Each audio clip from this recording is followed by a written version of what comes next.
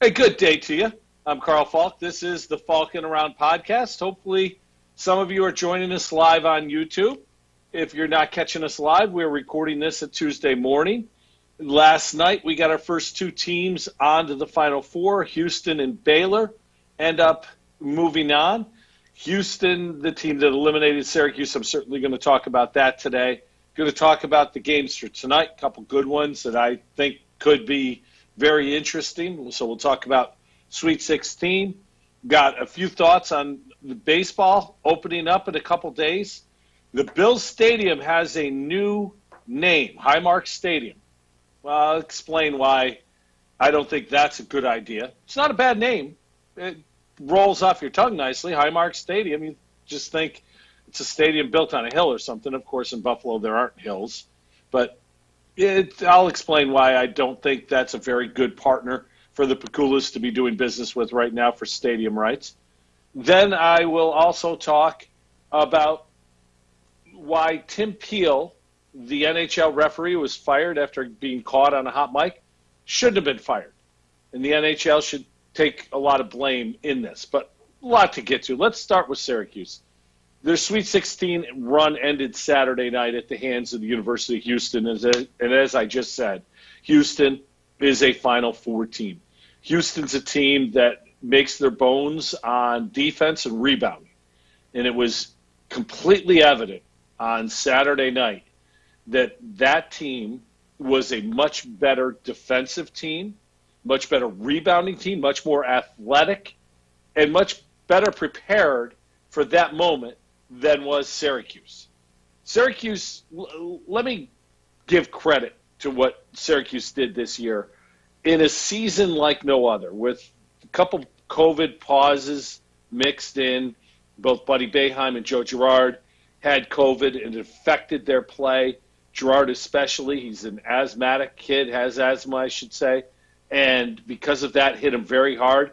But you saw him play better towards the end of the year as he got healthier.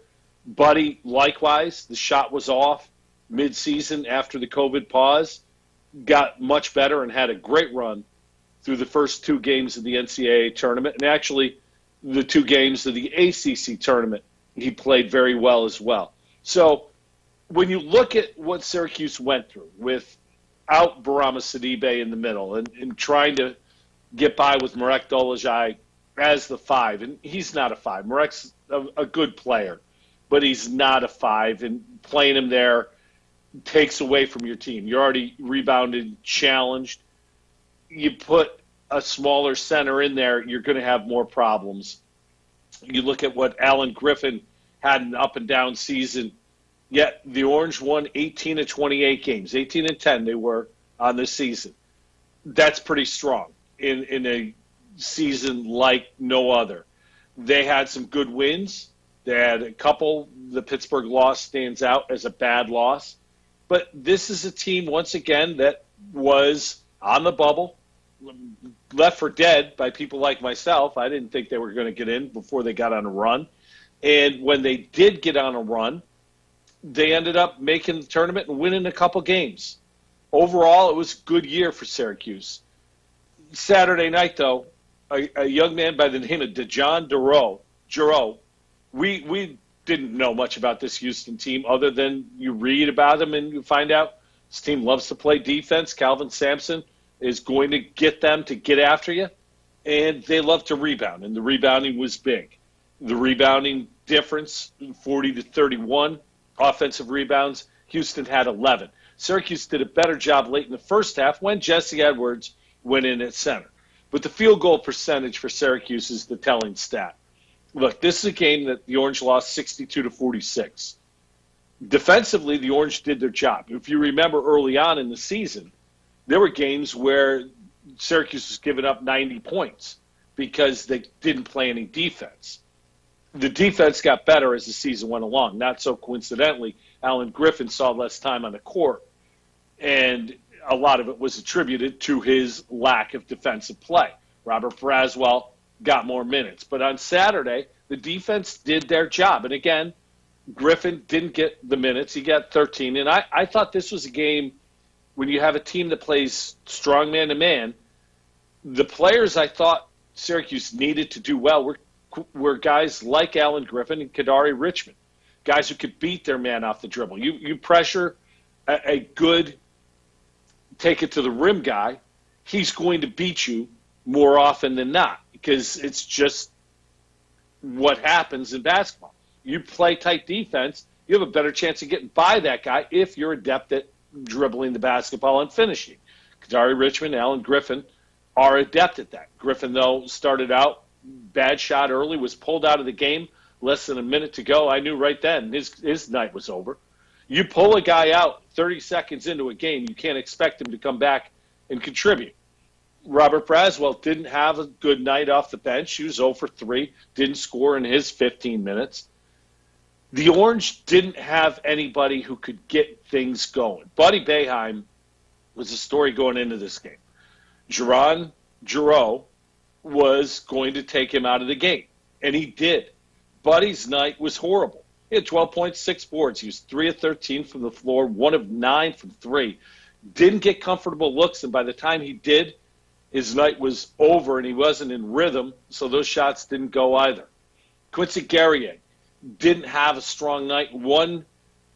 He was a guy who he had 8 points and 5 rebounds in the game and was tentative around the rim. He is not used to finishing smoothly off the bounce. He can finish. He's just that part of his game hasn't developed yet. It will, and I think he'll be a very good player when it does. But at this point, it's not there. Marek didn't shoot the ball well, 1 for 6, and was very tentative. He had looks that you look at and think, shoot that by. You gotta make that shot, and did not. So the Orange shoot 28% from the floor. They only made 14 field goals in this game.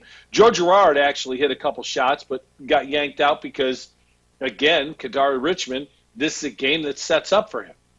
I thought going for a 3-guard offense in this one with Kadari at the point, JG3 at the 2, and Buddy at the 3 may have done the Orange a favor. The rebounding would have suffered, sure, although Kadari's a very good rebounding guard. But I thought somebody like Girard, who's got very little conscience when it comes to offense, would have been an asset. And he actually made a couple shots in the game that you looked at and thought, all right, maybe he can get things going. The Orange needed somebody to pick it up because Buddy wasn't going to get his. Houston, their game plan was take Buddy Boeheim out of this, rebound the basketball, and we'll win the game. And they did. And it's a simple game plan, but it was effective. And again, Calvin Sampson, a guy who got fired at Indiana for some violations, which you look in hindsight, he was calling people in a time when you're not supposed to call people. Those were his infractions. He wasn't paying players as far as I know. Will Wade, the cheater at LSU, paid players. He's still coaching. So, it's good to see Calvin Sampson get a little bit of payback, if you will. He's on to the Final Four now after their win last night. And you look at what the Orange in Houston, this game changed in the last 2.5 minutes of the first half. Jesse Edwards had come in and changed the game defensively.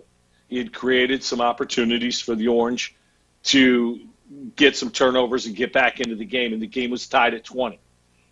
He gets taken out with just over 2.5 minutes to go. The rest of the first half, Houston goes on a 10-0 run. They go to half, 30-20. That, to me, was the game right there. Jim Boeheim was not happy being questioned about that after the game.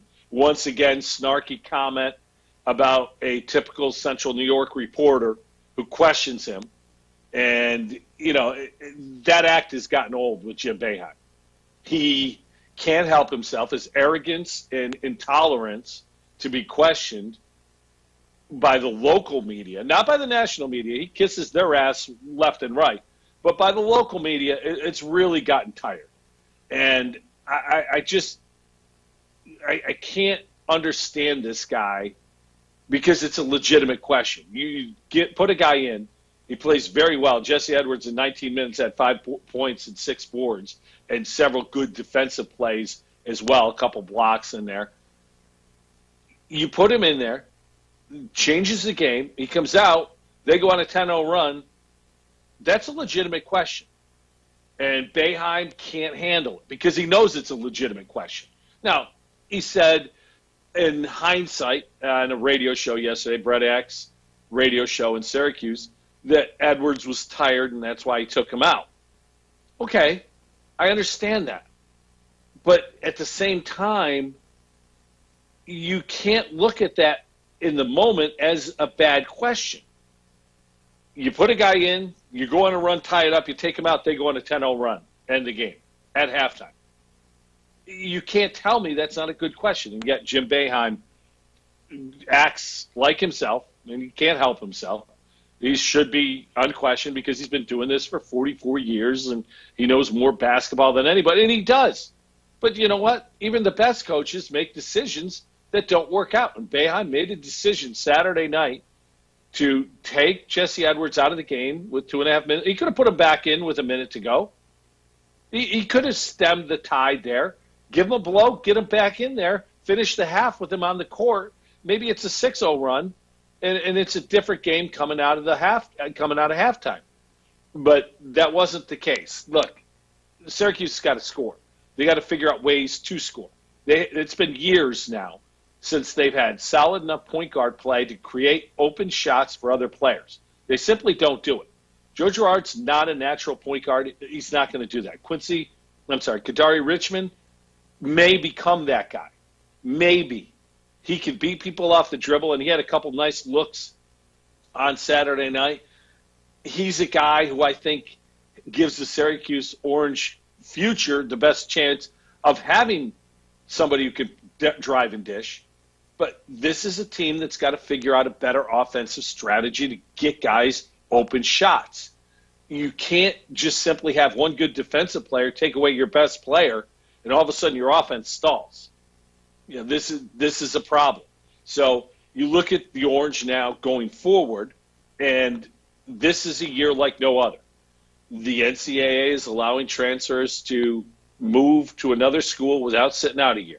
There are almost 1,000 kids in the transfer portal as we speak, and that's a huge number. So I thought I'd go through the Orange team and see who I think will be gone. We already know this. 2 players have already announced they will transfer. Jean-Paul Jacques, the seldom-used big man, he's a redshirt freshman, so he'll have 3 years eligibility left at another school. Good teammate, potentially a good player, didn't get an opportunity, didn't take advantage of the opportunities he was given, and now he's going to move on. Robert Braswell, who was key to this run, dealt with a lot of things at Syracuse. Injuries, not getting playing time.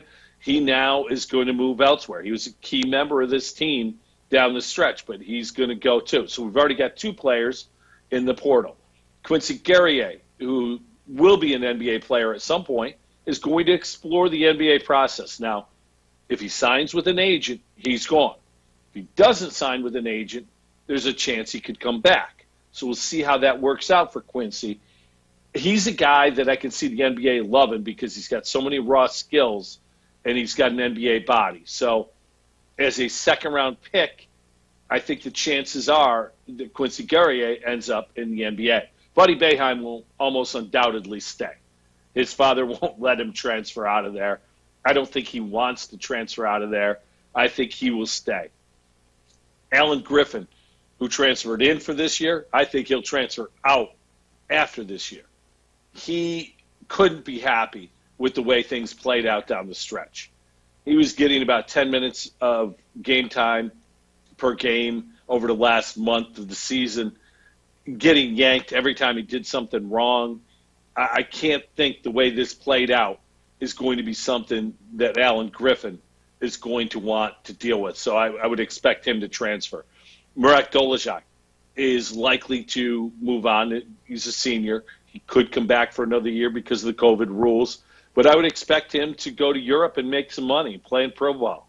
He will play a long time in Europe and make money over there. He's a good player. He's not an NBA player, in my opinion, but he can make a lot of money in Europe playing basketball.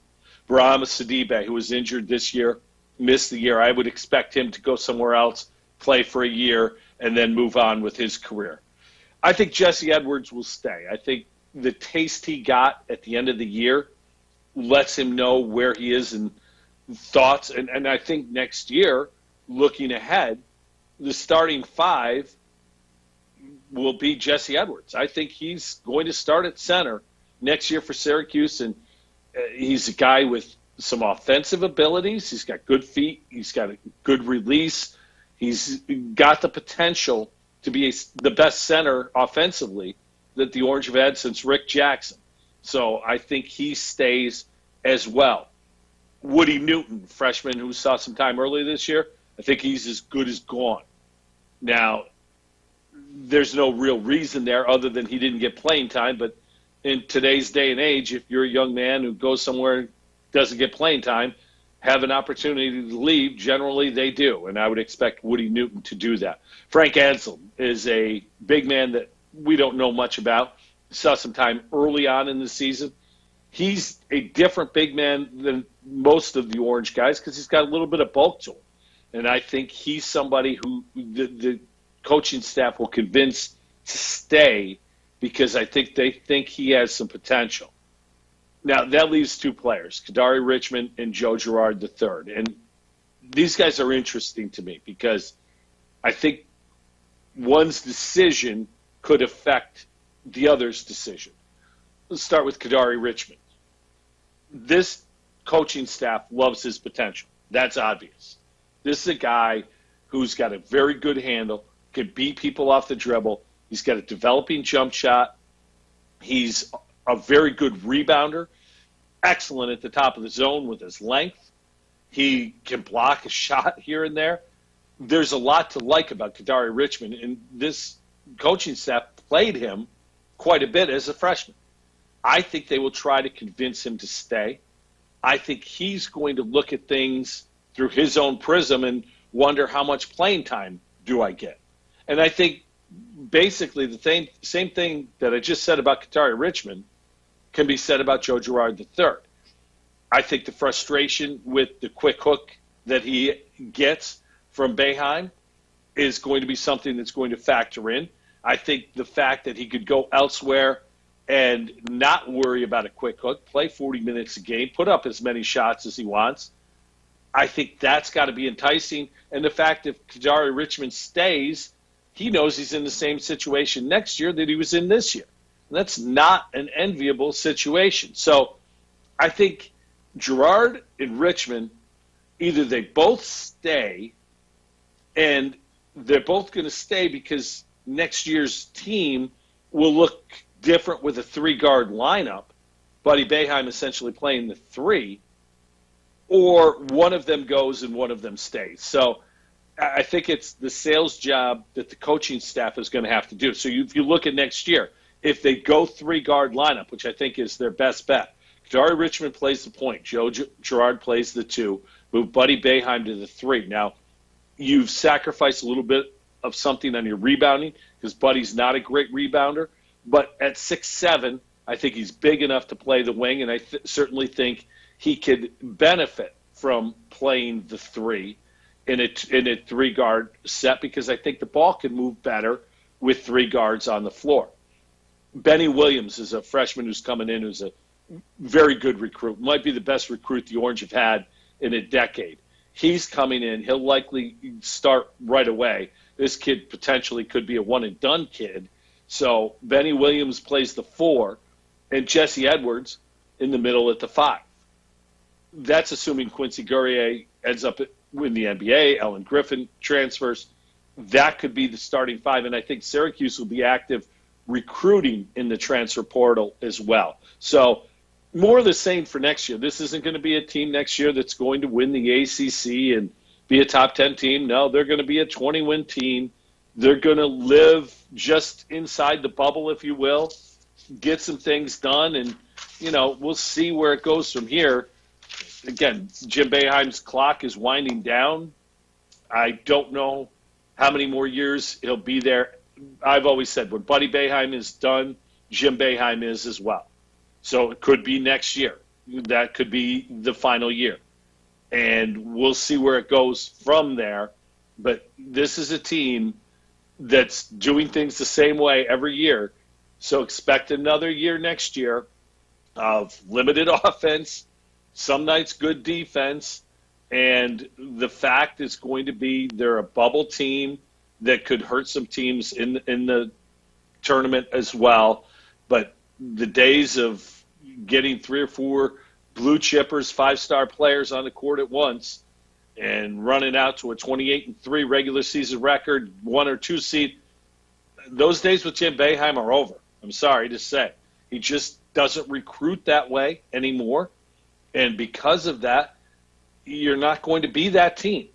So we'll see where it goes from here, but it was a good, solid season. And if you're happy with good, solid seasons, then Syracuse is doing what you expect. If you long for the late 80s like I do, they're underachieving. We'll see where it goes from here. The Sweet 16 had an interesting breakdown. And it, this tournament had a lot of upsets early. And we all love the upsets. We all love the Cinderella. But what makes a tournament great is when you have upsets early and chalk late. In other words, you get a lot of the upsets, but the 1 and 2 seeds are the teams that are going to play for the title in the Elite Eight and the Final Four. And that's what this tournament has basically delivered. You had 3 number 1s and a number 2 still alive going into the Elite Eight. And after last night, we have our first 2 teams set for the Final Four. Houston, a 2 seed, and Baylor, a 1 seed. And I got to say this about Baylor. That's a good team. That's a really good team. All year long, there have been 2 teams, in my opinion, that are above everyone else. And it's Baylor and Gonzaga. And I personally think the championship game, if it's Gonzaga-Baylor, may be a classic. Because these 2 teams just know how to win. But when you look at the breakdown of the Elite Eight, 3 Pac-12 schools in the Elite Eight. Oregon State, who lost last night to Houston, but fought valiantly in that game. They were picked for last in the conference. Their season was over if they don't win the conference tournament, which they did, and then give a battle to a 2 seed to almost get to the Final Four. A heck of a season for Oregon State. Mick Cronin, a guy who I don't like to root for at UCLA, gets a play-in game against Michigan State. And they were down big in that game, and they come back, win that game. Here they are on the verge of the Final Four. They got to get by Michigan tonight, which will be no easy task. Michigan's playing great basketball. But the job that they've done is really impressive. And then USC. USC has a kid who I think might be the best player left in the tournament, in Evan Mobley. He's a 7-footer. He moves like Kevin Durant, but he can't shoot like Kevin Durant. Then again, most people can't. He's really, I would say Chris Bosh is the comparison for this kid, but a heck of a player. Really good player. Plays excellent defense, can block shots with his length and athleticism, can rebound, he can finish very well. He's a very good passer, can handle it. Talk about a bright future. Evan Mobley's got a huge future in front of him. And then, of course, tonight, the other game is Gonzaga against Evan Mobley. I mentioned UCLA, Michigan. Gonzaga, USC tonight. So you've got a freshman-led athletic team in USC against a veteran team in Gonzaga who plays so well together. Drew Timme on the inside is great. I love Suggs, the freshman point guard. I think he's a star waiting to happen. That Gonzaga team, the way they play, is just fun to watch. They move the ball, they run, they play defense. It's going to be a great game tonight to watch in that one. And then the other one, UCLA and Michigan. I haven't talked much about Michigan. The job Juwan Howard has done there is just tremendous. They've lost arguably their best player, hasn't played in the tournament. Yet this is a team, and I think in large part because of their defense, has gotten out there and gotten after it, really done a great job. So you look at the seedings are, I said upsets early, chalk late. We've already got a 1 and a 2 who have already made it. Tonight's game, USC's a 6 going against Gonzaga, a 1, and UCLA's an 11 going against Michigan, a 1. Now, Michigan and Gonzaga are going to be favored tonight. If they both advance, that's 3 1s and a 2 in the Final Four. That's a heck of a Final Four. Those games are going to be fantastic. You're going to have, if that's the case, Gonzaga, Michigan, and, of course, Baylor and Houston. And right now we know Baylor-Houston's a Final Four game. I can't wait to watch that game. One team makes their living on defense and rebounding. The other team plays almost as good a defense but are as good offensively as any team in the country. You shoot it. Everyone on the floor can shoot the three. Dangerous, dangerous team who can move the ball. Baylor's fun to watch. Houston's fun to watch in a different way. You look at tonight, USC with the star player, fun to watch. Gonzaga, the way they play, great to watch. Michigan just getting after it defensively. That's bringing back memories of the Fab Five. And, of course, a member of the Fab Five is their coach. So you've got that storyline. And, of course, UCLA, who goes from a play-in game looking to get all the way there. And this is a team, too, that has a ton of history and tradition. No, there aren't any more blue blood teams than UCLA. And for this tournament that didn't have Duke and Kentucky at the start, lost Carolina right away, UCLA is the blue blood that keeps ticking on. So this tournament, I think, has been excellent. The new scheduling format, having games Saturday, Sunday, Monday, Tuesday, it's not something I love, but at the same time, I don't hate it either. I think this is going to be fun to see how it plays out, and I just think the games are so good right now. And again, they might be ugly because of defense. I enjoy that. But the competition is great. So bring on the NCAA tournament. It's going to be – the finish of it is going to be great. Tonight, great night of basketball, and this weekend with the Final Four should be fantastic. By the time we get together next week, we will have crowned a champion. I don't know who that will be, but my prediction is it's Baylor-Gonzaga in the championship game, and I will pick Gonzaga to win. Though after watching Baylor last night, I'm not as confident of that pick as I was before. And I'll be honest, Michigan can beat Gonzaga as well. So if it's Michigan-Gonzaga, that's going to be a tough one. Great, great matchups in the NCAA tournament. As we talk here, Tuesday morning, sun's out, beautiful day, a little cold. However, we're 2 days away from the start of the Major League Baseball season. And this is a season that's going to be much different than last year because it's 162 games. There's a lot of good things about that. We get back to normal. You don't worry as much about the short season. Somebody goes into a slump, it ends up ruining their season. This year, you get to play your way out of it. However, there's going to be a lot of caution with pitchers this year because you never want a pitcher, and this is something when pitchers are coming up, as they go through the minors, you never want to go more than 10% more innings a year after in the next year. So if a guy pitches 100 innings the first year, you don't want to go more than 110, 115 innings the following year. You just don't want to go from 100 innings to 200 innings. It's been shown that that's a very bad thing for a pitcher's arm. So this year, guys who last year made 12 starts, the best numbers, innings pitched, were under 100. Now we're going 162 games, and guys are going to get 30 starts. A guy like Garrett Cole, Jake DeGrom, 210 innings. It's very, very dangerous long-term for the health of these players. And when you consider the contracts, Cole especially, a $300 million 10-year deal, you've got to treat him with kid gloves to an extent. I don't know how that's going to happen. I don't know what the plan is for teams to handle things like that, but I think that's one of the big storylines this year going into it. Last year, there were a lot of pitchers that got hurt, and people looked at things that, was it the start and the stop? Was it the short season? Was it the late season? What happened? Why were there so many injuries? Of course, you had guys who got hurt in spring training beforehand.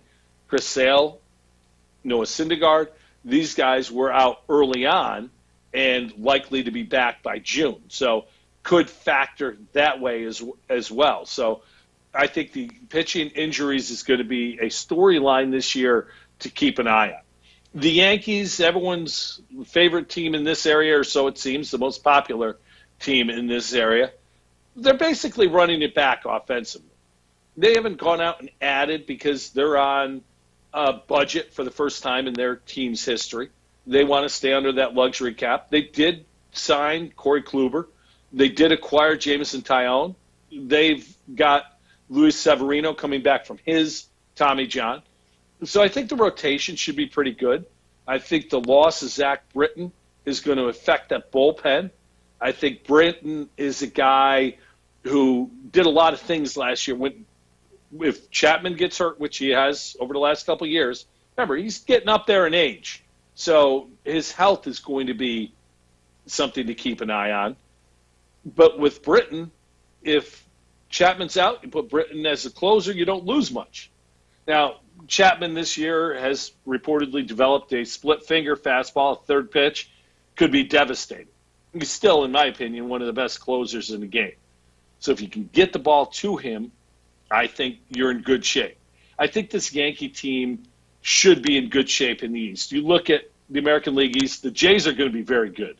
This is a team with so much young talent that the more you look at them, not only are they young and talented, they're really ready to pop. They've acquired a couple pitchers, and one guy I'm intrigued to see, Steven Matz, a former Met, who couldn't quite. Steven Matz is a guy with the 10-cent head, and I don't mean that he's an idiot off the field. No, he's a guy who, when things go bad, can't get himself out of it, can't slow himself down enough to get himself out of the bad situations. When things are going good, he's on fire. And he had a great spring for the Blue Jays. I'm intrigued to see how he handles things, getting out of New York, getting away from the Mets, getting a fresh start. Good kid, did a lot of really good things off the field for the Mets. So I'm rooting for him. But I think the Jays are a playoff team. I certainly think the Yankees are a playoff team. The Rays are very good. They could be a playoff team as well. So the AL East is going to be a good division for those three teams. Unfortunately, the Red Sox are still very young, and I don't see them being very good this year. And the Baltimore Orioles are on their 100th year of a 150-year rebuilding project. It's just a sad, sorry baseball team that you wonder if they're ever going to figure it out.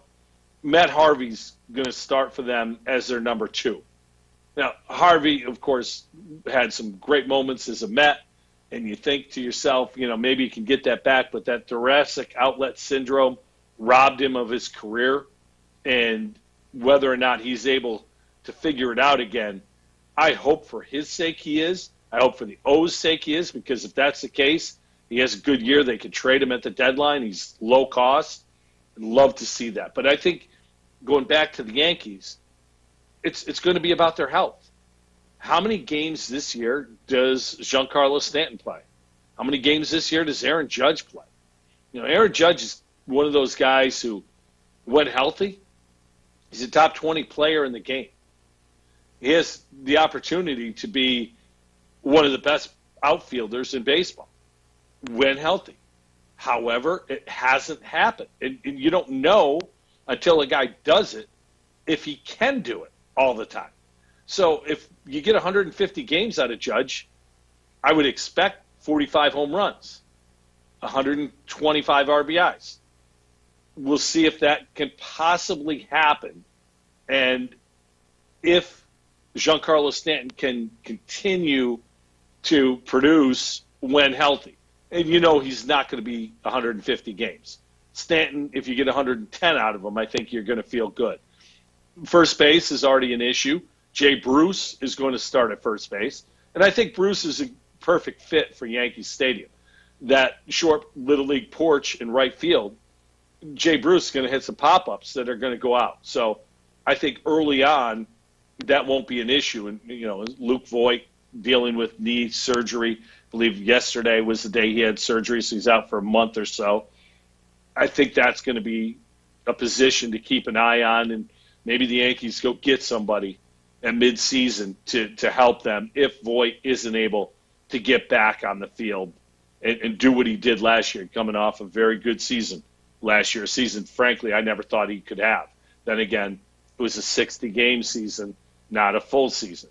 But he was one of the best players in that short season. So credit where credit is due. The Mets, they've first got some business to handle, and I don't know that it'll get handled. Their star acquisition, Francisco Lindor, has put a deadline of opening day to sign a contract extension.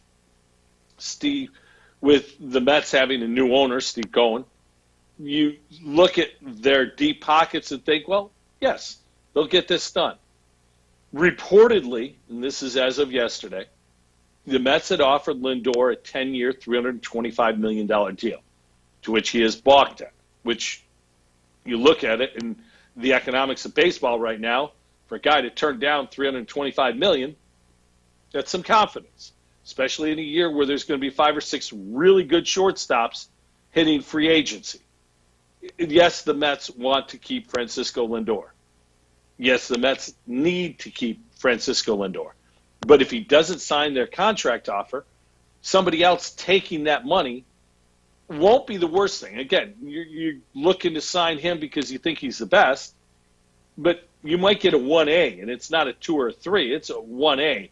Javi Baez, Trevor Story, likely to be free agents, even Corey Seager of the Dodgers. So there's going to be shortstop talent out there, maybe for significantly less money in years. But Lindor is going to be the guy that the Mets want. He reportedly wants a 12-year, $385 million deal.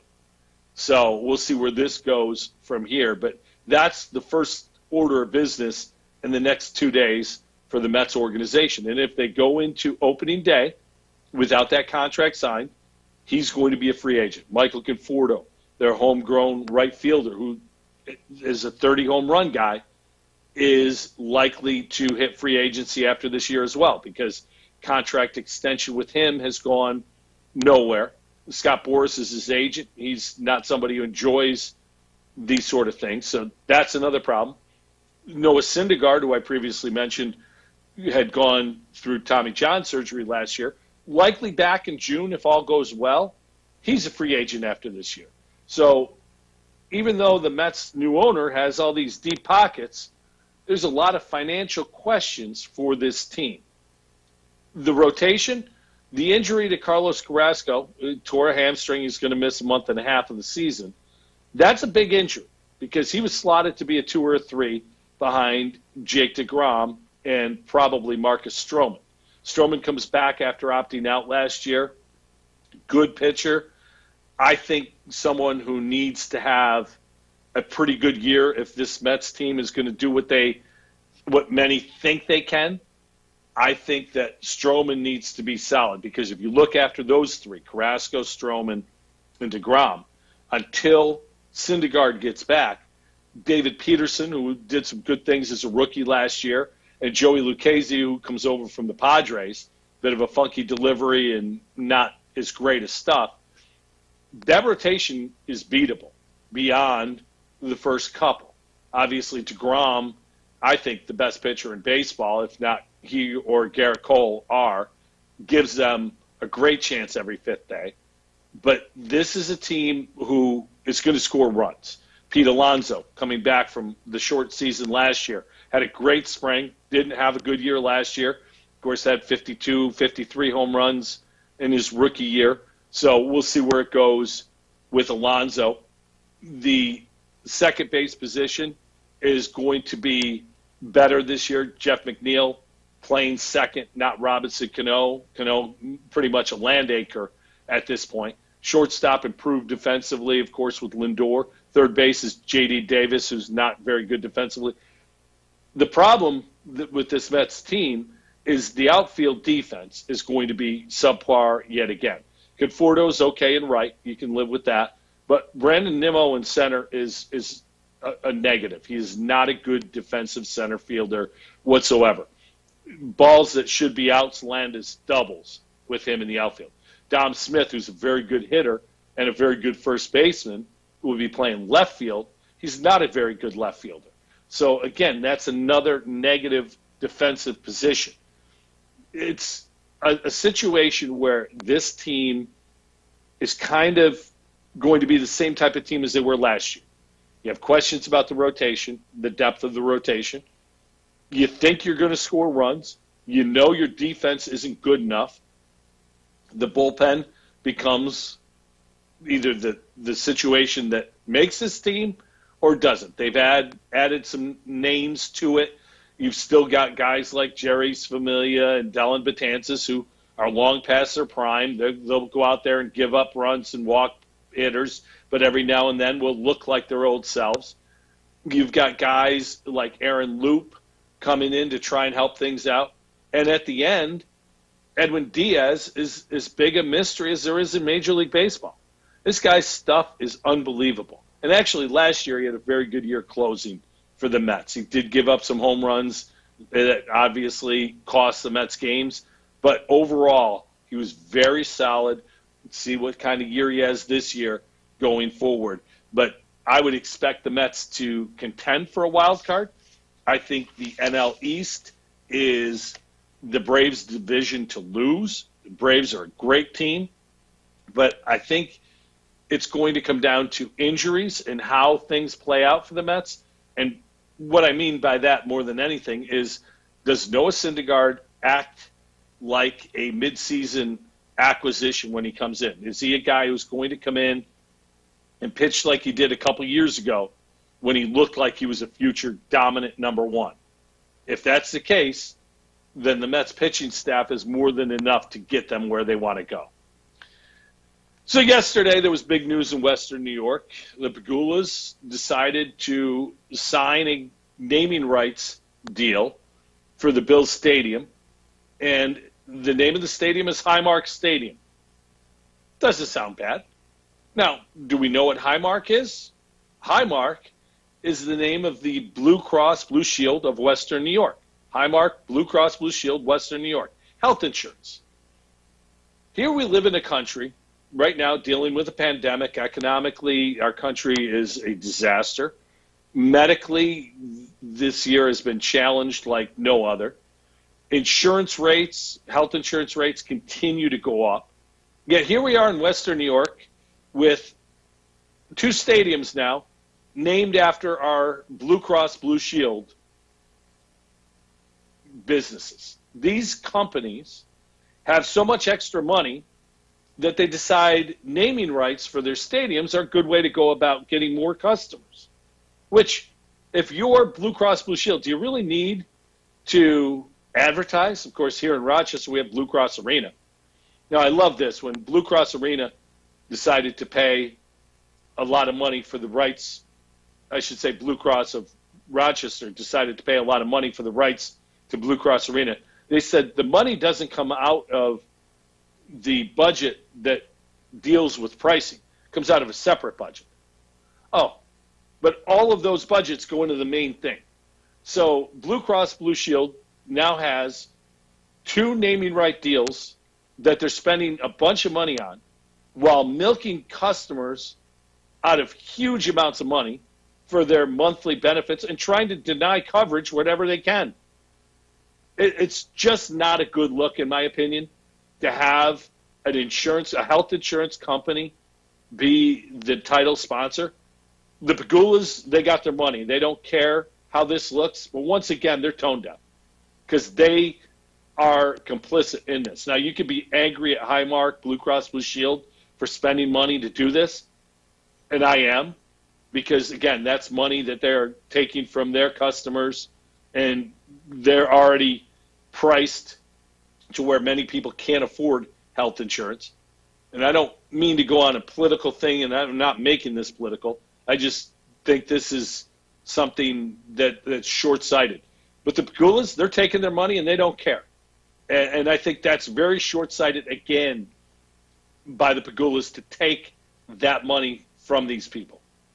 The Pegulas have a way of not being able to read the room. They don't understand how things look to the outside. And, very proud of this deal, very happy. Yeah, of course you're happy. You're getting your money. It's just a bad look. And as we go through this time, I'm sure there's going to be more and more criticism of the Bills and Highmark, Blue Cross, Blue Shield of Western New York. Highmark Stadium it is. I'll continue to call it the Ralph. I'm not going to call it Highmark Stadium. It'll be the Ralph going forward. And the Pegulas, once again, in my opinion, in the court of public opinion, another bad move by the Pegulas. The NFL draft got a lot more interesting this weekend, and the Miami Dolphins are the team we have to thank for that. The Dolphins had been rewarded with the third pick based on the Laramie Tunsil to Houston trade a couple years ago. Of course, Houston had an awful season last year. So the Dolphins end up with a third overall pick. And the 49ers decided they wanted to trade up to get a quarterback. So the 49ers trade up from 12 to get to the third pick. So they're going to pick a quarterback. The Dolphins then took one of the picks they acquired in that one, traded up from 12 to 6 with the Eagles. The Eagles trade back. So the Dolphins now are at 6. They've got some draft capital still left from moving back. A very smart move by Miami. They are going to run it back with Tua Tagovailoa. They're going to see what Tua has and try to surround him with some talent to hopefully get them to a point where they can compete with Tua. And I think it's a very, very good move. Now, you look at the draft, the one thing we know for certain, Trevor Lawrence is going to the Jags, number 1 overall. He's going to be the first pick in the draft. The Jets pick 2. Word on the street seems to be that Zach Wilson, the BYU quarterback, is going to be their guy. Question I have is, what do the Jets do with Sam Darnold? You're not going to get much for him, maybe a third-round pick, maybe. Is that worth moving on? Because I personally think the Jets could be a better team by sticking with Sam Darnold, trading out of the 2, getting a boatload of draft capital, and building around either Sam or the quarterback you're going to draft next year. If Sam once again shows he's not the guy, I think that's a quicker fix for the franchise than it is to bring in a guy who started 1 year at BYU. And again, apparently his pro day was great. You know, Ed, one of the greatest pro days of all time, Jamarcus Russell. How did he turn out? Again, it's an unfair comparison for Zach Wilson to say he's going to be Jamarcus Russell. I'm not saying that. I just think this is something that bad teams do. They continue to make the same mistake over and over again and don't build around the guy that they're going to draft. They haven't built around Sam Darnold. They traded up to get him and spent a lot of capital to get him, yet never put the pieces in place around him to allow him to be successful. And so this is a thing that bad teams do. But I would expect Zach Wilson to go 2 to the Jets or to somebody else. That leaves San Francisco at 3 with either Justin Fields or Mac Jones, the Alabama quarterback. They're going to take one of them because you don't trade up and give up what they gave up unless you're taking a quarterback. So that's 3 quarterbacks. And then you look at Atlanta. Matt Ryan in the last year of his deal, they would like to move on from Ryan after this year or maybe mid-season. I wouldn't be surprised if Fields, Mac Jones, or maybe even Trey Lance, the North Dakota kid, one of those guys goes to Atlanta. And what this really does to me, it means that the Bengals at 5 and the Dolphins now at 6 are in great position because Neither of those teams are going to draft a quarterback this year because they both drafted him last year. So that means that the Bengals, if they want to protect Joey Burrow, they end up taking offensive tackle Penei Sewell, kid from Oregon, who sat out last year but is one of the best tackle prospects to come in a long time. They could take Jamar Chase, the wide receiver from LSU, another kid who sat out but crazy potential going into this year. Or maybe even the tight end from Florida, Kyle Pitts, who everyone looks at as a generational talent at that position. One of those three guys will make Joey Burrow better. And you look at Miami, they picked up draft capital sliding back down. They spent some of it to slide back up, but they still get one of the 2 or 3 best players in the draft for their roster. So they weren't going to take a quarterback anyway. So this draft is going to work out exceedingly well for those two teams. For the Bengals and the Dolphins, teams that weren't going to draft quarterbacks, they now are in a perfect position to get this draft right. The last thing I wanted to talk about this week is something the NHL did to a referee. I want you to listen to the soundbite that we're going to play. Tim Peels is a referee. He was mic'd up during the game. I want you to listen to the soundbite, and then I'm going to go through it from the eyes of a referee. Here's Tim Peels in a game.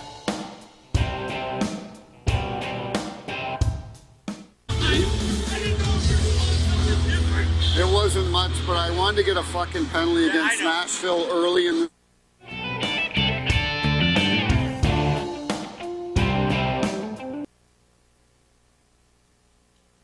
Now, think about what he said.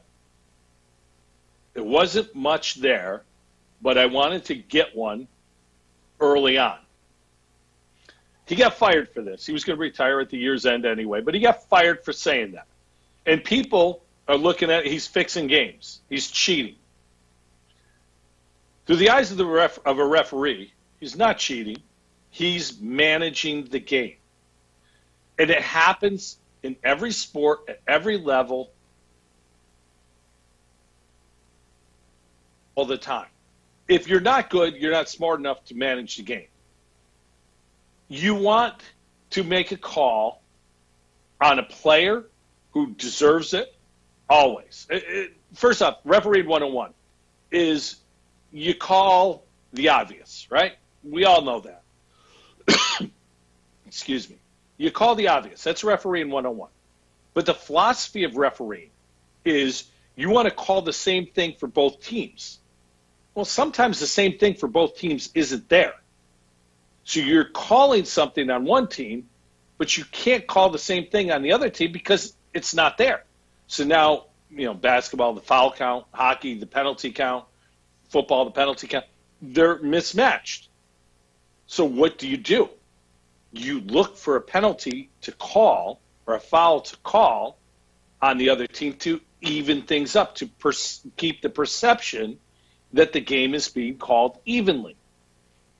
There's not much there, but I wanted to get one. There's still enough there to call a penalty. He said it. There's not much there, but it's still a penalty. So it wasn't a bad call. It may have been a weaker call than he wanted, but at the same time, it wasn't like he called something that wasn't there. He was managing the game. He was talking about managing the game. And anybody who knows refereeing or the game itself will look at this and say, yeah, I understand what he was saying. But the general public who thinks referees cheat all the time anyway have no idea what they're doing. They're the ones who are overreacting to this. And the NHL gave in to that part of their fan base. Decided, yes, that part of the fan base is what's driving us, so we're going to make it so we're going to fire this guy. Shouldn't have been fired. As a matter of fact, he did what a lot of other referees and a lot of other sports do all the time. It's called managing the game. He just got caught talking about it. It happens. It's smart. It's good officiating. Unfortunately, Tim Peel didn't get a chance to explain, and the NHL is too stupid and too image conscious to explain for him. It's just a bad look all the way around. And granted, it's a bad look for Tim Peel because he got caught on a hot mic saying it.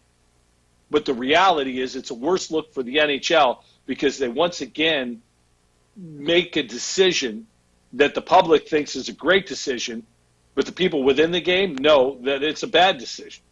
And once again, Gary Bettman, bad decisions are what Gary Bettman does best. So Tim Peel's fired for doing the right thing, in my opinion, managing the game. That's the podcast for this week. Hope you enjoyed it. If you listen live, thank you for tuning in. If you're catching us on one of our many platforms, thank you also. Spread the word. We're here every Tuesday live on YouTube. Thanks for listening, everybody. I'm Carl Falk. This is the Falkin Around Podcast.